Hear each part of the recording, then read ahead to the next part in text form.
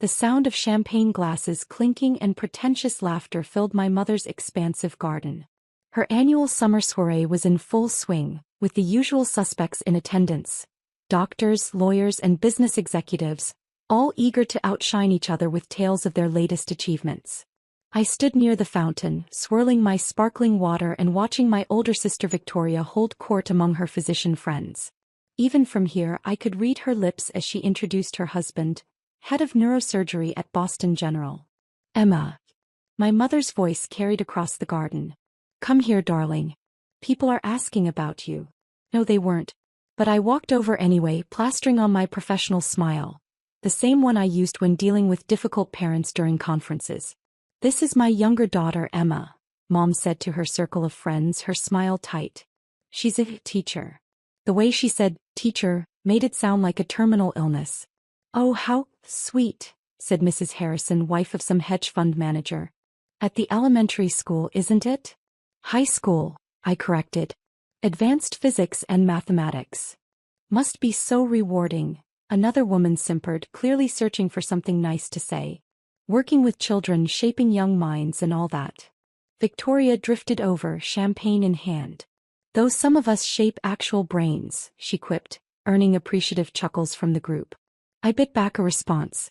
They didn't need to know about the revolutionary educational AI system I'd been developing for the past 5 years.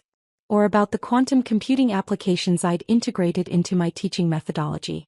Or about the fact that tomorrow Harvard University was announcing the largest educational research grant in its history. Still correcting papers and manning the detention hall? Victoria asked, her voice dripping with false concern. It must be so fulfilling. Before I could respond, my phone buzzed. The display showed Dr. Richardson, Harvard president. Excuse me, I said, stepping away from the group. I need to take this. Probably a parent complaint, Victoria stage whispered. You know how they get about grades these days. I walked to a quiet corner of the garden, aware of the curious eyes following me. Dr. Mitchell, President Richardson's voice was warm. I hope I'm not interrupting anything important? Not at all, sir. Just a family gathering. Excellent. I wanted to personally confirm tomorrow's announcement. The board is thrilled with your research results. Your AI-driven educational platform is revolutionary. The implications for global education access are staggering. I glanced at my family and their friends, still watching me with mixture of pity and dismissal. The official announcement will be tomorrow at 10 a.m., he continued. $100 million, Dr. Mitchell. The largest educational research grant in Harvard's history. And it's all yours. Thank you, sir. I'm honored. Don't be modest, Emma. You've earned this. Your work combining quantum computing with adaptive AI learning systems. It's going to change education as we know it. The Nobel Committee has already expressed interest. As he spoke, I watched Victoria regaling her audience with another tale of her surgical prowess. Mom was beaming with pride as always. Will you be at tomorrow's ceremony? President Richardson asked. Wouldn't miss it. Excellent. Oh, and Emma, we'd like to offer you a full professorship. Your high school has done amazing work as your testing ground, but it's time to think bigger. Much bigger. I ended the call and turned back toward the party, where my mother was now introducing Victoria to the wife of a state senator. My brilliant daughter, the neurosurgeon, she was saying. She's performing groundbreaking surgery next month. I checked my watch. In less than 24 hours, every major news outlet would announce my name. The quiet high school teacher who'd revolutionized educational technology. The developer of an AI system that could adapt to any student's learning style in real time. The recipient of Harvard's largest research grant ever. But for now I just smiled and sipped my water, letting them believe what they wanted about the just a teacher in their midst. Pass the salt, Einstein, Victoria smirked across the dinner table. The garden party had dwindled to just family, Mom, Dad, Victoria, her surgeon husband Mark, and me. Mom had insisted we stay for dinner, probably hoping I'd be inspired by more tales of Victoria's medical brilliance. You know, Victoria continued, cutting into her salmon, I had the most fascinating brain surgery today. Removed a tumor while the patient was awake.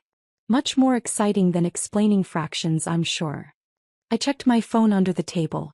CNN had just sent the pre-release briefing about tomorrow's announcement. The headline made me smile. Revolutionary AI education system receives historic $100 million grant. Emma phones away at dinner, Mom chided. It's rude. I'm sure those test papers can wait. Speaking of work, Victoria leaned forward. Did I mention I've been nominated for the Carter Innovation Award in neurosurgery? Mom, remember how I always said I'd change the world? Of course, darling. You were always so ambitious, even as a child. Mom beamed. Unlike. She glanced at me, leaving the comparison unspoken. My phone buzzed again.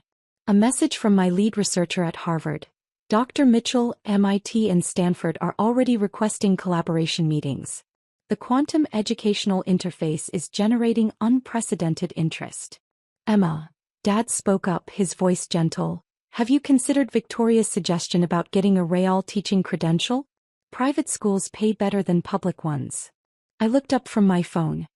I have all the credentials I need, Dad. But surely you want more from life? Mom pressed. You're brilliant, dear. You could have been anything, a doctor like your sister, a lawyer, something significant. Victoria nodded sagely. Remember when we were kids? Emma was always the smart one. Such a waste of potential, really. But I suppose someone has to teach basic math to teenagers. My quantum computing algorithm could solve complex mathematical equations faster than any human brain surgeon. The AI system I developed could process and adapt to individual learning patterns in microseconds. But they saw what they wanted to see. The quiet sister who'd settled for teaching. Did you hear about that new education technology everyone's talking about? Mark, Victoria's husband, suddenly asked. Some big announcement tomorrow. My hospital's looking into implementing it for resident training. Victoria rolled her eyes. Please, like some tech toy could replace real education. Besides, what do you know about it? Actually, Mark continued, scrolling through his phone, it's fascinating. They're saying it could revolutionize how we learn. Something about quantum computing and adaptive AI. Emma, this is more your speed, right? Being a teacher and all? I took a sip of water, hiding my smile. You could say that. Well, I think it's ridiculous, Victoria declared. Nothing can replace traditional teaching methods. This is probably just another Silicon Valley gimmick. Right, Emma? Before I could respond, the room filled with the sound of breaking news alerts. Everyone's phones went off simultaneously. Mom picked up her phone first, her eyes widening. Harvard University announces revolutionary breakthrough in educational technology. Historic $100 million grant awarded to... She stopped, staring at me. Victoria grabbed her own phone, her face draining of color as she read. Dr. Emma Mitchell, pioneering researcher and educator, awarded largest educational research grant in Harvard's history for groundbreaking quantum AI learning system. The silence in the room was deafening. But you're just a teacher, Victoria whispered. I stood up, straightening my jacket. I should go. I have an early morning tomorrow. Press conference at Harvard, you know how it is.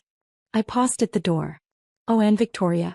About that Carter Innovation Award nomination, congratulations. I was on the selection committee last year. It's quite an honor. The sound of another wine glass shattering behind me was particularly satisfying. The Harvard auditorium hummed with anticipation the next morning. Television cameras lined the back wall, and reporters from every major news outlet filled the seats. In the front row I spotted my family, Mom, Dad and Victoria, all looking shell-shocked. They'd received VIP invitations at midnight, courtesy of President Richardson. Dr. Mitchell? My assistant handed me a tablet showing live social media feeds. #quantum education was trending worldwide. Time magazine wants an exclusive. And the Nobel Committee sent another email. I nodded, scanning the latest metrics from our pilot program. 10,000 students across 5 continents, all learning at unprecedented rates thanks to my AI system. Children in remote villages accessing Harvard-level education through quantum-powered tablets. Medical residents mastering complex procedures through adaptive simulation programs. President Richardson approached the podium. Ladies and gentlemen, we are here today to announce what we believe is the single most important advancement in educational technology since the invention of the printing press. In the front row, Victoria shifted uncomfortably. Mom dabbed at her eyes with a handkerchief. 5 years ago, A brilliant young physicist approached me with an idea, Richardson continued. She suggested combining quantum computing with artificial intelligence to create an educational system that could adapt in real time to each student's unique learning pattern. Many called it impossible. Today we call it revolutionary. The screen behind him lit up with my research results. Graduation rates increased by 300%. Medical training time cut in half. Scientific breakthroughs accelerated through enhanced learning protocols. Please welcome to the stage the architect of this breakthrough, Harvard's newest full professor and recipient of our historic $100 million grant, Dr. Emma Mitchell. The applause was thunderous. As I walked to the podium, I caught Victoria's eye. For the first time in our lives, she was looking up at me. Education, I began, isn't about who's teaching. It's about how we learn. Every brain is unique. Every mind processes information differently. For too long, we've forced diverse minds into rigid learning patterns. The screens showed children in rural Africa mastering advanced physics through my AI interface. Medical students in Asia performing virtual surgery with quantum-enhanced precision. I chose to teach high school physics not because I couldn't do more, but because I needed to understand learning at its most fundamental level. My students weren't just teenagers learning equations. They were my research partners, helping me understand how different minds grasp complex concepts. In the front row, Mom was openly crying now. Dad looked like he couldn't decide whether to be proud or ashamed. Today we're not just announcing a grant. We're announcing the democratization of knowledge. Harvard's entire curriculum, adapted in real time for each learner. Medical training accelerated through quantum simulations. Scientific research enhanced by AI-driven educational protocols. I paused, looking directly at Victoria. Every field, from neurosurgery to nuclear physics, will be transformed by how we teach and learn. The press conference lasted 2 hours. Reporters asked about the Nobel nomination, the pending patents, the billions in potential applications. Through it all, my family sat silently, processing the reality that the sister they'd pitted had quietly changed the world. Afterward, in my new Harvard office, they came to see me. Victoria spoke first. "Why didn't you ever say anything?" she asked quietly. I gestured to the wall of patents and awards, all earned quietly over the years. "Would you have listened?" She started, then stopped. "Well, probably not."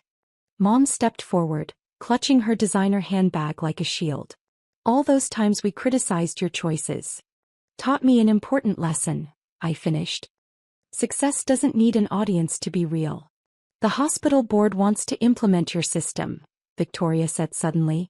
They want you to train me to lead the medical education division." I smiled, remembering all the times she'd called me just a teacher. "I think," I said, picking up a quantum tablet, "that's a perfect place to start. Lesson 1.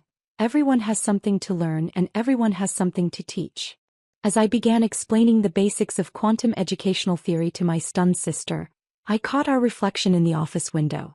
2 successful women, each brilliant in her own way, finally meeting as equals.